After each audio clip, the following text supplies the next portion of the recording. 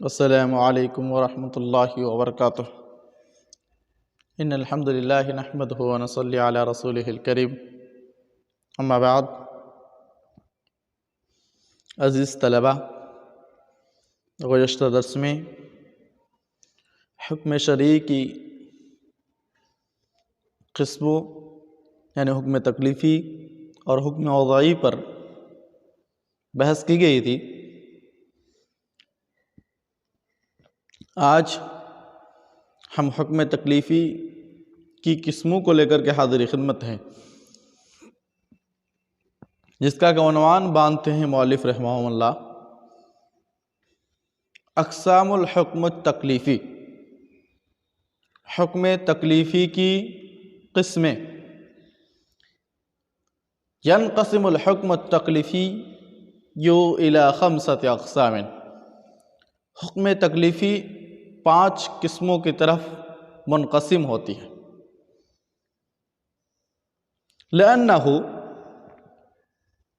اما ان یکون بطلب فعل او بطلب ترک وکلاہما اما جازم او غیر جازم، واما ان یکون فیہ تخییر بین الفعل والترک، اس لیے کہ اس میں یعنی حکم تکلیفی میں یا تو طلب فعل کے لیے ہوتا ہے وہ، یا ترک فعل کے لیے۔ پھر یہ طلب فعل یا ترک فعل یہ دونوں یا تو حتمی ہے، لازمی ہے، یا پھر غیر حتمی اور غیر ضروری ہے۔ وَإِمَّا أَن يَكُونُ فِيهِ تَخْيِيرٌ بَيْنَ الْفِعْلِ وَالتَّرْكِ، یا پھر یہ کہ فعل و ترک میں اختیار دے دیا گیا ہے کہ کرو یا نہ کرو، تمہارے اختیار میں ہے۔ اور بیان ہوا کالآتی، جن قسموں کا بیان یہ ہے۔ نمبر 1، فالخطاب بطلب الفعل الجازم، اگر طلب فعل کا خطاب جازمی ہو، حتمی ہو، لازمی ہو، ایجاب، تو وہ خطاب ایجاب کہلائے گا۔ ومتعلقہ واجب، اور اس خطاب سے جو متعلق ہوگا وہ واجب ہوگا۔ نمبر 2، والخطاب بطلب الفعل غیر جازم، لیکن اگر طلب فعل کا خطاب غیر حتمی طور پر ہو، ندب، تو وہ خطاب ندب کہلائے گا۔ ومتعلقہ مندوب، اور اس کا متعلق جو ہوگا وہ مندوب کہلائے گا۔ دوسرے معنی میں تو اس خطاب کو استحباب اور اس کے متعلق کو مستحب کہلائے گا۔ نمبر 3، والخطاب بطلب الترک الجازم، یا پھر خطاب ترک فعل کا ہو اور حتمی طور پر ہو، لازمی طور پر ہو، تو اس وقت اس خطاب کو تحریم کہیں گے اور اس کے متعلق کو محرم یا حرام کہیں گے۔ نمبر 4، والخطاب بطلب ترک غیر جازم، یا پھر یہ کہ ترک فعل کا خطاب غیر حتمی ہو، غیر لازمی طور پر ہو، تو اس وقت اس خطاب کو کراہت اور اس کے متعلق کو مکروہ کہیں گے۔ والخطاب بالتخییر بین الفعل والترک، یا پھر خطاب فعل و ترک میں اختیار شدہ ہو، تو اس وقت اس خطاب کو اباحت اور اس کے متعلق کو مباح کہیں گے۔ اس کے بعد مؤلفین رحمہ اللہ تنبیہ کہا کر کے ایک ایسے پوائنٹ کی طرف اشارہ کر رہے ہیں جو پوائنٹ دوسری کتابوں میں یا دوسرے علماء کے نزدیک نہیں پائی جاتی۔ وہ یہ ہے کہ جرى الاصولیون علی عد المباح من اقسام الحکم التکلیفی وفی ذلک تسامح اذ المباح لا تکلف فیہ لاستواء طرفیہ۔ مؤلفین رحمہ اللہ یہ کہہ رہے ہیں کہ عام اصولیین نے 5ویں جو قسم ہے مباح ہے، اس کو بھی حکم تکلیفی کی قسموں ہی میں شمار کیا ہے، اور یہی وجہ ہے کہ مؤلفین نے بھی اس کو 5ویں قسم کر کے ہی بیان کیا ہے، عام اصولیین کے طریقے پر چلتے ہوئے۔ لیکن ساتھ ہی ساتھ جو ان کے دل میں بات تھی اس کو بھی سامنے رکھ دی، وہ یہ ہے کہ یہ اصولیین کی طرف سے سرزد ہونے والی لغزش ہے، غلطی ہے، اس لیے کہ تسامح جو ہے ان کی کہ مباح بھی حکم تکلیفی میں ہے، جبکہ ایسا نہیں ہے، بلکہ مباح حکم تکلیفی میں نہیں ہونا چاہیے۔ کیوں؟ اس لیے کہ حکم تکلیفی جیسے کہ وہ اپنے نام سے ہی آیا ہے کا مطلب ہوتا ہے کہ جو اللہ رب العالمین کی طرف سے حکم شدہ ہو، اور جب کسی چیز میں اختیار دے دیا جائے تو وہ حکم شدہ نہیں ہو سکتا ہے، اس لیے کہ وہ جس کو اختیار دیا گیا ہے اس کے اختیار میں ہے، تو یہ اوپر سے حکم نہیں ہوا۔ تو یہ کہہ رہے ہیں کہ وَفِي ذَلِكَ تَسَامُحٌ، اس میں غلطی ہو گئی ہے، اِذِ الْمُبَاحُ لَا تَكَلُّفَ فِيهِ، جبکہ یہ مباح جو ہے یہ تکلیف نہیں ہے، لِاسْتِوَاءِ طَرْفَيْهِ، اس لیے کہ ان کا دونوں ناحیہ جو ہے، دونوں پہلو جو ہے برابر ہے۔ اب ان 5 قسموں پر انشاءاللہ مفصل گفتگو ہوگی۔ سب سے پہلے مؤلف رحمہ اللہ سب سے پہلی قسم الواجب کو لا رہے ہیں، کہہ رہے کہ الواجب فی اللغت اللازم والثابت، کہ واجب کا لغوی معنی لازم کے ہے، ثابت کے ہے۔ قال اللہ تبارک و تعالی فَإِذَا وَجَبَتْ جُنُوبُهَا فَكُلُوا مِنْهَا، کہ جب وہ پہلو کے بل گر پڑے، اونٹ کے سلسلے میں ہے کہ جب اس کے نہر کرو اور وہ اپنے پہلو کے بل گر پڑے تم اس میں سے کھا سکتے ہو، یہ اس لیے کہ یہ تمہارے لیے حلال ہو گیا ہے۔ تو یہاں وجبت جو ہے کس کے معنی میں ہے؟ مؤلف کہہ رہے ہیں ایسا سقطت، جب وہ گر پڑے، واستقرت علی الارض، اور زمین پہ ٹھہر جائے، زمین پہ مستقر ہو جائے، ثابت ہو جائے۔ وقال الشاعر، اسی طرح کے شاعر نے کہا عطعت بنو بکر امیر نہا ہموہ عن السلم حتی کان اول واجب، کہ بنو بکر کے امیر نے ان لوگوں کو منع کیا ہے صلح کرنے سے، یہاں تک کہ اس کا پہلا شخص گر جائے۔ اس میں پس منظر یہ ہے کہ بنو بکر کی لڑائی ہو گئی تھی کسی دوسری خاندان سے، جس کے بعد وہ لوگ چاہ رہے تھے کہ صلح ہو جائے اور کسی طرح کا خون خرابہ نہ ہو۔ تو بنو بکر کے امیر نے، چونکہ ان میں سے ایک شخص قتل کر دیا گیا تھا، اپنے خاندان والوں کو صلح کرنے سے منع کر دیا کہ اس وقت تک ہم صلح نہیں کریں گے جب تک ان میں سے ایک شخص کو گرا نہ دے، یعنی ان میں سے ایک کو قتل کر کے بدلہ نہ لے لے۔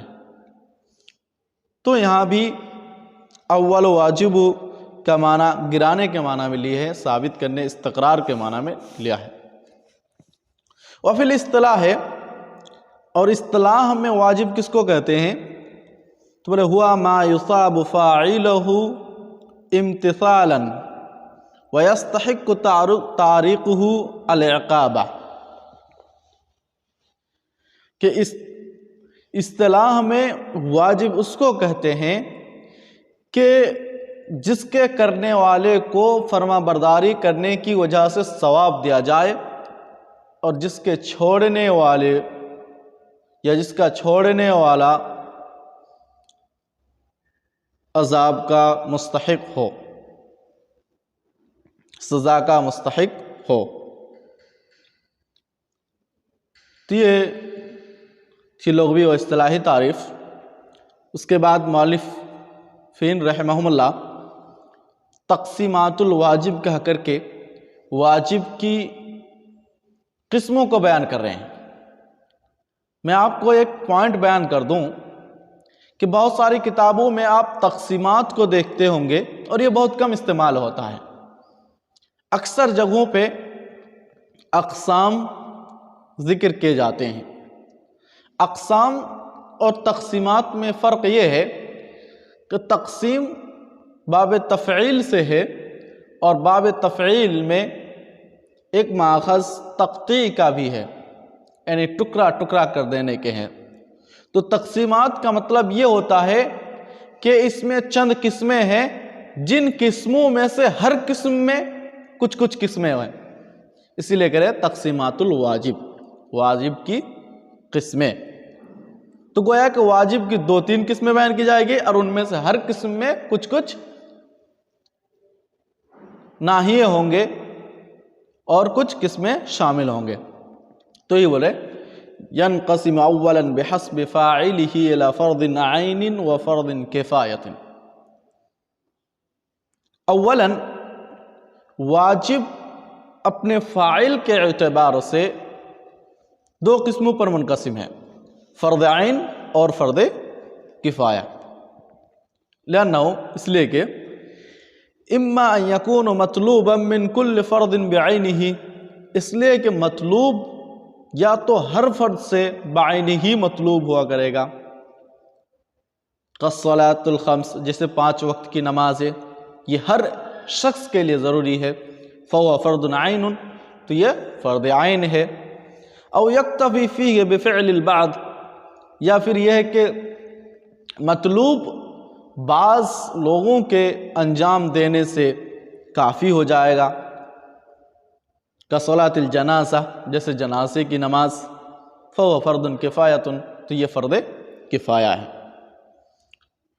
وذلك لأن الشارع لا ينظر إلى الأخير من حيث الفاعل بل من حيث وجود الفعل ممن كان ہوا۔ یہی وجہ ہے کہ شارع نہیں دیکھتا ہے دوسروں کی طرف فاعل کے اعتبار سے، بلکہ وجود فعل کے اعتبار سے دیکھتا ہے، ممن کانا ہوا، جو اس میں ہے۔ یعنی دوسری قسم جو بیان کی گئی ہے فرض کفایہ والی قسم، تو اس میں شارع یعنی اللہ رب العالمین یہ نہیں دیکھ رہا ہے کہ کون کون انجام دے رہا ہے، بلکہ اس میں مقصود یہ ہوا کرتا ہے کہ اس میں فعل مقصود ہے کہ کام انجام پا رہا ہے کہ نہیں۔ اس لیے اگر چند لوگوں سے کام انجام پا جائے تو وہ کافی ہوگا، یہ فرض کفایہ ہوگا۔ جبکہ فرض عین میں اللہ رب العالمین یا شارع فاعل کو دیکھتا ہے، اس لیے ہر ایک فاعل کی حاضری ضروری ہے اور وہ فرض عین ہے۔ وثانیاً، اور دوسرے اعتبار سے، بحسب وقتہ المحدد لہ الی مضیق و معسع، وقت محدد کے اعتبار سے واجب کی 2 قسمیں ہیں، مضیق اور معسع۔ کیوں؟ اس لیے کہ اذا کان الوقت المحدد لفعلہ بقدر، جب وقت فعل کے لیے متعین ہو اسی قدر جتنے میں وہ فعل انجام دیا جا سکتا ہو، فمضیق، تو وہ مضیق ہے، کا وقت الصیام فی رمضان، جیسے فرض روزوں کا ٹائم وقت رمضان میں، فإن الصوم يستغرق ما بين طلوع الفجر إلى غروب الشمس، اس لیے کہ صوم، روزہ جو ہے وہ مستغرق ہے، شامل ہے کس کے درمیان؟ ما بین طلوع الفجر الی غروب الشمس، طلوع فجر سے لے کر کے غروب شمس کے درمیان۔ فلا يمكن صیام نفل معه، چنانچہ اس کے ساتھ نفلی روزہ رکھنا ممکن نہیں ہے۔ وكذلك آخر الوقت اذا لم يبقى الا ما تؤديه فيه الفریضہ، اسی طرح وہ آخری وقت، یعنی کسی بھی نماز کا وہ آخری وقت جہاں سے لے کر کے صرف اس نماز ہی کو انجام دیا جا سکتا ہو، قبیل طلوع الشمس بالنسبہ الی الصبح، جیسے صبح کی بنسبت طلوع شمس سے اتنا ہی ٹائم رہ جائے کہ آپ 2 ہی رکعت نماز پڑھ سکتے ہو، او قبیل غروبہا، یہی کہ غروب شمس سے پہلے اتنا ہی وقت رہ جائے کہ آپ عصر کی نماز کے برابر 4 رکعت ہی پڑھ سکتے ہو، تو بھی یہ اس کی مثال میں شامل ہو جائیں گے، یعنی مضیق میں، اس لیے کہ اس کے ساتھ اور دوسری نماز نہیں پڑھی جا سکتی ہے۔ وَإِنْ كَانَ يَسْعَهُ وَيَسْعَ غَيْرَهُ، اور اگر اس میں کوئی وسعت ہو اور اس کے ساتھ ساتھ، یا کہ اس نماز کو پڑھی جائے اس کے ساتھ ساتھ، یا اس عمل کو انجام دیا جائے اس کے ساتھ ساتھ کسی دوسری کو بھی انجام دیا جا سکتا ہو، من جنس ہی، جو ان کے جنس میں سے ہے، فمعسع، تو وہ معسع کہلائے گا، کا اوقات الصلاۃ الخمس، جیسے 5 وقت کی نمازوں کے اوقات. فإن وقت كل صلاة يسعها ويسع غيرها، اس لیے کہ نماز کے ہر وقت میں اس نمازوں کے ساتھ ایک اور نمازیں بھی پڑھی جا سکتی ہے، معها من النوافل، جو نوافل میں سے ہو، اس لیے یہ موسع ہوں گے. وثالثا بحسب الفعل الى معین والى مبہم، اور تیسری قسم حسب فعل، یعنی فعل کے اعتبار سے 2 قسمیں ہیں واجب کی، معین اور مبہم. پہلی قسم ہے ان کان الفعل مطلوبا بعینہ، اگر بعینہ فعل ہی مطلوب ہو، لا یقوم غیرہ مقامہ، اور اس کی جگہ کوئی دوسرا فعل نہ انجام دیا جا سکتا ہو تو وہ معین ہے. جیسے کالصلاۃ، صوم، والحج، روزہ، نماز، حج، کہ اس کے ساتھ کسی دوسرے عمل کو انجام نہیں دے سکتے یا اس کی جگہ کسی دوسرے کو قائم مقام نہیں ٹھہرا سکتے ہیں.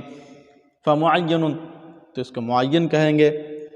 وَإِن كَانَ الْفِعْلُ مُبْهَمًا، اگر فعل مبہم ہو، فی اشیاء، چند اشیاء میں جو کہ اس میں محصور ہو.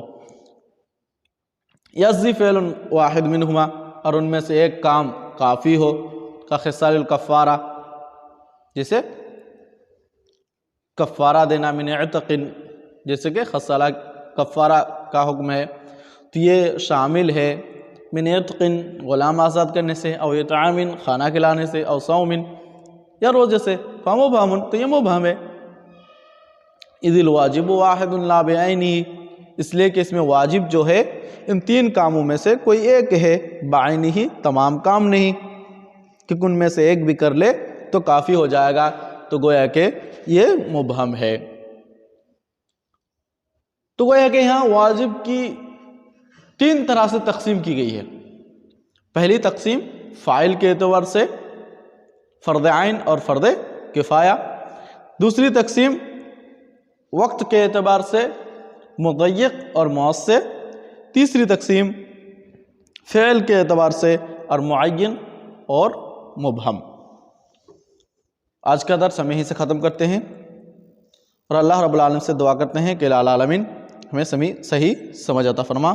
آمین. تقبل یا رب العالمین. السلام علیکم ورحمۃ اللہ وبرکاتہ.